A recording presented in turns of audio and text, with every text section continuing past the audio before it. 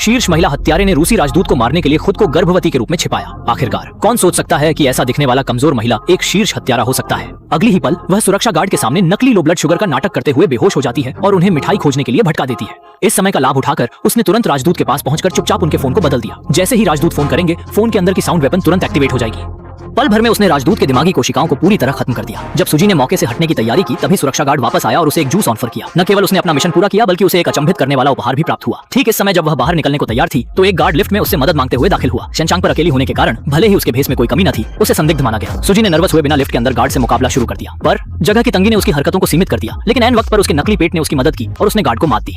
उसका चाकू छीनकर उसका काम तमाम कर देती है। गार्ड की पिस्तौल लेकर सुजी लिफ्ट से बाहर निकलती है और गोलियों की बरसात में पास के रेस्टोरेंट में छुप जाती है, जहां वह दरवाजे को टेबल और कुर्सियों से ब्लॉक कर देती है। संपर्क अधिकारी उसे होटल की सीढ़ियों की ओर जाने वाले कर्मचारी मार्ग से निकलने के लिए निर्देश देता है। सुजी रेस्टोरेंट की खिड़की तोड़कर झूठा आभास देती है कि उसने खिड़की से छलांग लगाई है। गार्ड जब दरवाजा तोड़कर अंदर आते हैं, तब तक सुजी सीढ़ियों पर अपना भेष बदल चुकी होती है। 1 मिनट के अंदर सुंदर महिला होटल की वेट्रेस बन जाती है। सख्त सुरक्षा के बावजूद वह होटल से बाहर निकलने में सफल हो जाती है। लेकिन अचानक एक अप्रत्याशित घटना घटती है। एक कोरियाई शख्स संपर्क अधिकारी के कमरे में घुसकर उसे बेहोश कर देता है और निकलने की जगह को बदल देता है। लेकिन उसका लक्ष्य पकड़ना नहीं था, बल्कि उसकी पूरी योजना एक रहस्य थी। सुजी नए निर्देशों के अनुसार मेट्रो स्टेशन पहुंचती है। पीछा करने से बचने के लिए वह चंद सेकंड्स में एस्केलेटर से बाहर हो जाती है। वहीं एक वाहन स्वागत के लिए निकासी स्थल की ओर बढ़ रहा था, तभी एक व्यक्ति ने बच्चे की गाड़ी को धक्का देकर एक दुर्घटना का अभिनय किया।